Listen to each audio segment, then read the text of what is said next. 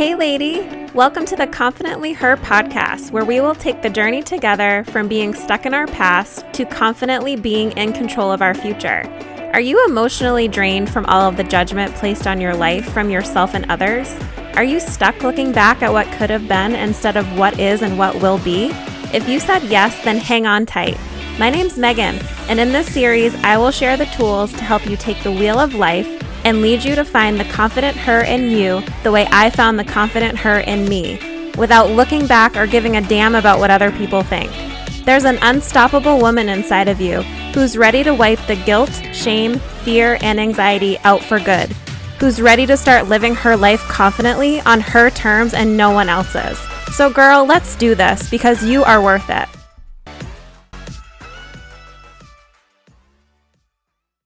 Hey lady.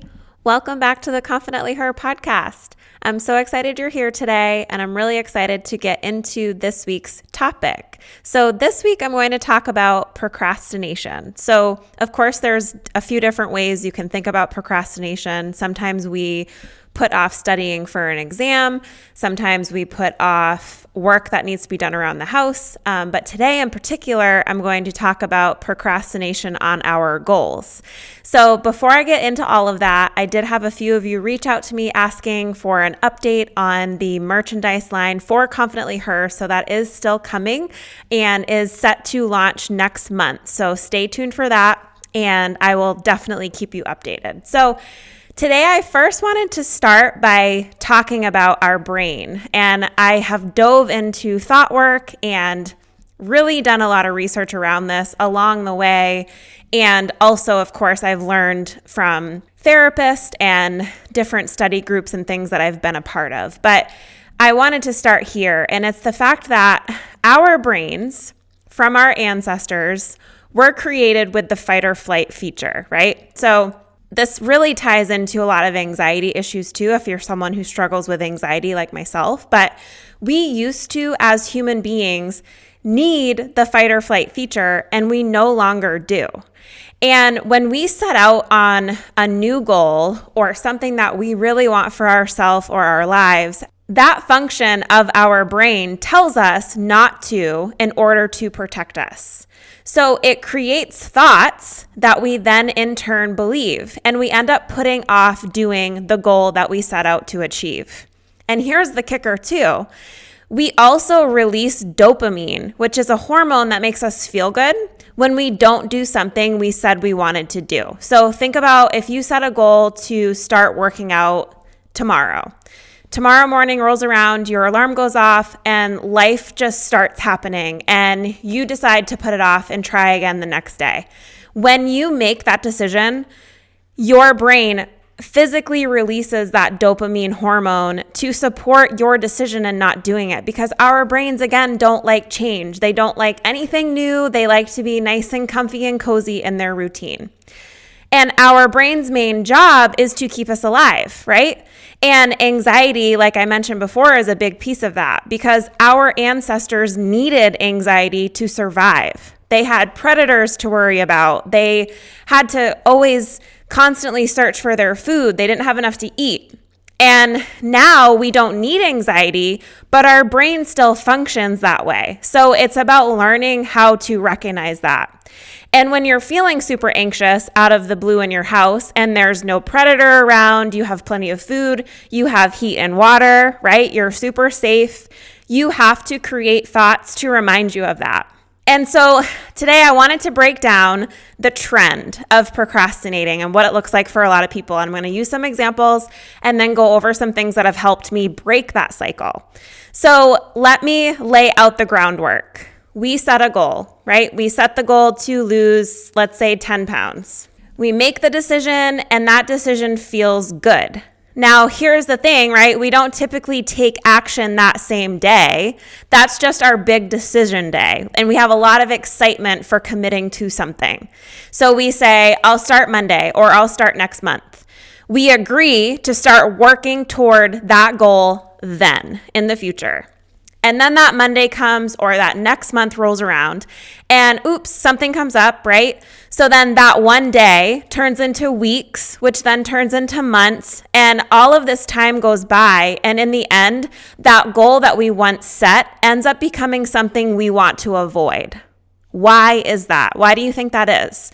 It's because of the shame and the guilt that we now have around that goal that we kept putting off for ourselves. So the gym and working out is one of the best examples of this because a lot of the time it ends up becoming one of the biggest money wasters in the world. So you get yourself a gym membership, January 1st rolls around, or maybe you purchase an at-home workout community that like I'm a coach for. I've talked to you guys about that before. So when you first make that commitment, that $100 is super affordable, right? Because it's less than $10 a month to invest in your health. But if you don't use it, then it ends up becoming a huge waste. So you've purchased that membership or you've purchased that workout program at home, and all of a sudden that super affordable thing is something that becomes wasteful in your mind. So why do we set the goal and not show up for ourselves? It comes back to our brain. It's trying to keep you alive. It does not like change. It does not like exerting effort. It loves routine, which is why I always am talking about thought work on this podcast in my personal community that I run for all of these women that struggle with this, because working on your mindset and changing your thoughts is really the first step in conquering this procrastination cycle. Whenever you're trying to change your routine, your brain sets off red warning signals to try and stop you. So maybe you can relate to a couple of these examples. Have you ever put off a difficult conversation with your husband or your significant other? Or have you ever canceled plans, right? When in that moment, right, our brain releases the dopamine so we feel really good about that decision. But then all of a sudden that anxiety starts rolling in because we put it off again or because we canceled plans on our friends. And we think that anxiety is going to pass in time, but it doesn't. It actually gets worse. And that's where that comes in and we end up avoiding it altogether. We try to run away from it. Maybe you found yourself waiting for the right mood to strike to start your fitness journey, and it doesn't, right? I'm sure, like me, you too have a well-practiced library of excuses for things across your life as a whole, working out being one of them. So it's very easy to put it off because you have well-rehearsed excuses that you keep telling yourself. And then again, that feel-good dopamine is released when you put it off. So let's run down the sequence of events. Number 1, you set your goal. Number 2, you delay taking action. Number 3, you feel really good for a couple days. Number 4, you start feeling shame and guilt. And then number 5, you avoid that shame and guilt by avoiding the goal, right? How crazy is that? We also set goals for things we believe will make us feel better, right? That's the whole point of a goal. We want to feel better in some way. So if you want to lose weight, maybe it's because you want to feel more sexy in your clothing. Maybe you want to be able to fit into your clothing, right? If you want to save money, that means you probably want to be more financially secure. So you go into the goal thinking of positive emotions that are going to come from that external goal. But what really happens? For example, back to the working out. If you've set a goal to start weightlifting, of course it's going to be totally negative when you first start out because it's hard, right? You feel frustrated, you feel sore, you don't want to show up the next day. So those negative emotions coming from something new that you're committing to feels uncomfortable. Doing something new that you chose to do puts yourself in the position where you're bad at something, and our brains hate that. They hate being bad at stuff, which is why it's so easy to put it off because our brain doesn't like it. Society comes in as a huge player too, right? If you're on a diet, you're on day 1. Anyone you ask in society is okay with you failing. And I'm not saying that failing is fatal, because I think a lot of people get that thought into their head too, and that's what our brains don't like too, is they're trying to avoid failure because in their heads failure is fatal. but it's really not. But when you set out on a goal and you have people around you that maybe don't support you, or you see that commercial on TV saying, just go get the McDonald's and try again tomorrow, you do it. And we're always in that constant state of procrastination, and our society supports that. When you decide to lose weight or gain muscle or whatever your goal might be, in that exact moment, you must take action. That is my advice for you today. Start taking action. Don't put off taking that action. Even if it's 3:00 on a Wednesday in the middle of the month, stop saying, I will start Monday. Stop saying, I will start next month. And the more you repeat that process and put your reps in, the easier it becomes.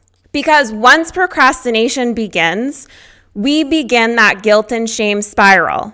Every single time we keep putting things off. So here's another example for you. Maybe you've purchased an at-home workout program. So your goal is, you say to yourself, okay, I'm going to start and I'm going to press play tomorrow morning on my first workout.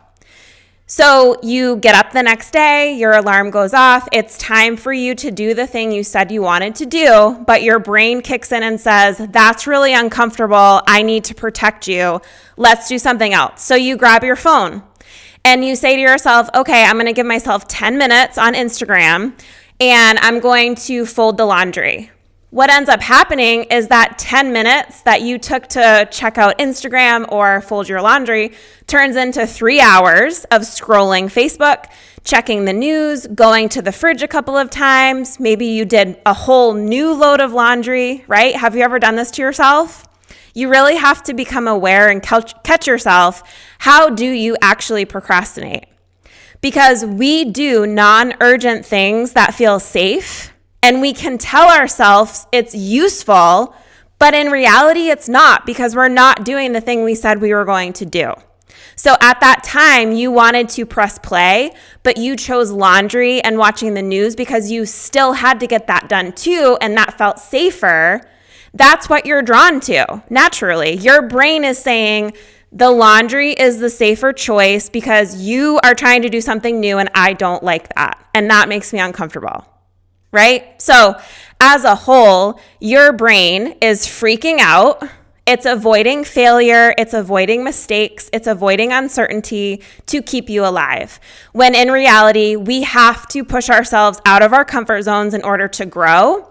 We have to rewire our brains so that they understand, again, failure is not fatal. You're not going to die if you start a new program.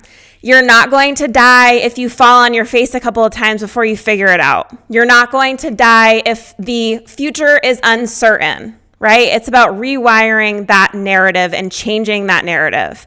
And society telling you it's okay is another huge part of it. And it's about learning how to kind of zone that out, because this is why so many people set the same goals year over year, but never reach them. Right?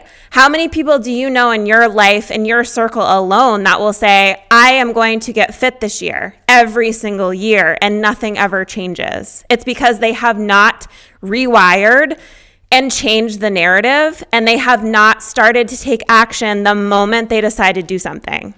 I think back to when I completed the 75 Hard Challenge back in November.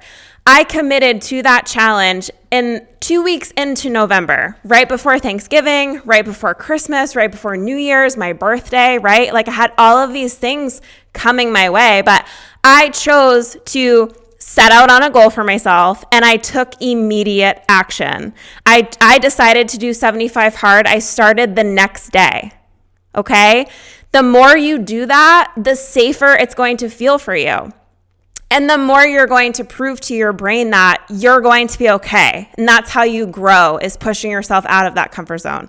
Because again, your brain is avoiding the work, and you are reinforcing that lack of work with lack of action once you're on that path. And those days turn into months, into years, etc. And by procrastinating, we're making sure we don't reach our goals, and that doesn't feel good, right? That's the whole point of setting goals, is to grow as a human being. And if you allow your brain to keep stepping in and telling you you can't do the hard things, I challenge you today to challenge those thoughts. Change the narrative, change your thoughts, take immediate action, and you're going to see some amazing things start to happen in your life. I will talk to you again next time. Thank you so much for listening in today. If you really enjoyed this episode, I would appreciate it if you left me a review or sent it to a girlfriend who could listen to it too. I'll talk to you next time.